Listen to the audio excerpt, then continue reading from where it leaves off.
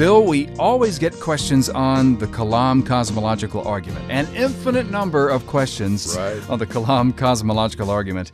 And it just goes to show how fascinating this is. And I want to read this one letter that we got. It says, "Dear Dr. Craig, while an atheist, I do admire the intellectual rigor which you apply to your beliefs. It is refreshing to see someone defend their faith with such intelligence. My question is concerning whether the Kalam commits the fallacy of composition. That is, assuming something whole has the same properties as its parts. For example, the alphabet is made up of letters, but is not itself a letter."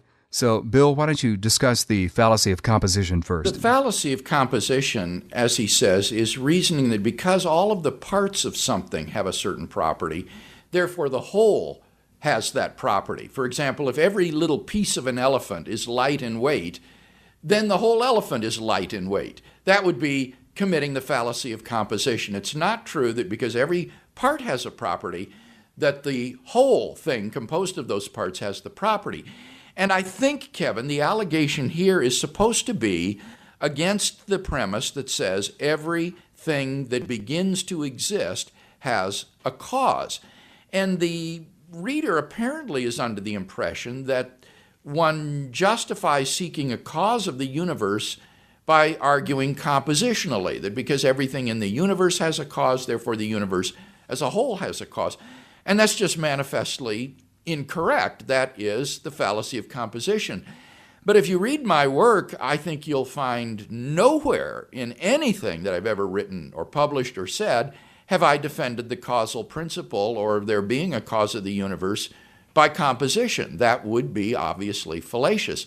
Rather, what I argue is that the principle, everything that begins to exist, everything that comes into being at some point, must have a cause which brings it into existence. And this is rooted in the metaphysical truth that something can't come out of nothing.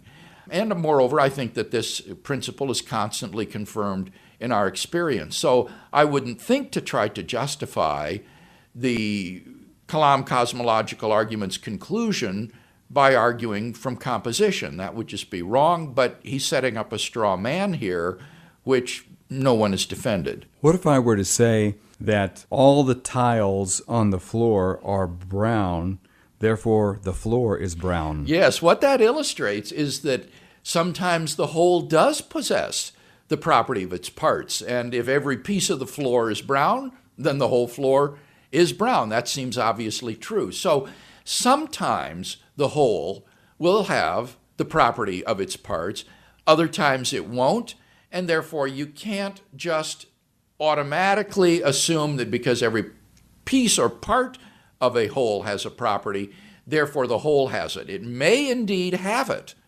but you can't reason that just because the part has it, therefore the whole has it. You would have to give some sort of justification for thinking that the whole would have the property that its parts do.